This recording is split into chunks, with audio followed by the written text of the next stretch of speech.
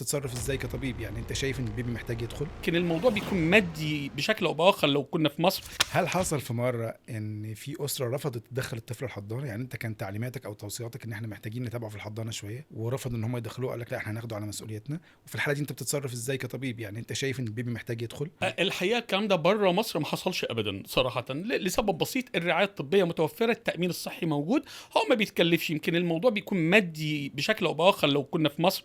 انا اشتغلت في مصر فتره طويله، الناس احيانا عدم توفر المكان في الاماكن الحكوميه او الاماكن المتغطاه بالنسبه للاب والام، وده اللي بيخليه يفكر كده. يمكن ده شفتها في مصر الحقيقه.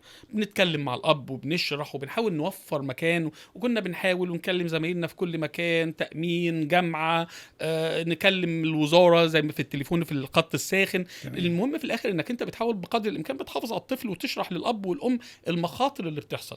يمكن انا بسال السؤال دوت علشان نقطه معينه، مساله ان البيبي يجيله الصفرة مثلا في اول فتره بعد الولاده. في بعض الناس على المدارس القديمه وبعض الزملاء الدكاتره الكبار، اساتذتنا الكبار في السن شويه، بيبقى لهم تعليمات كده يقول لك لا مش ضروري يدخل الحضانه.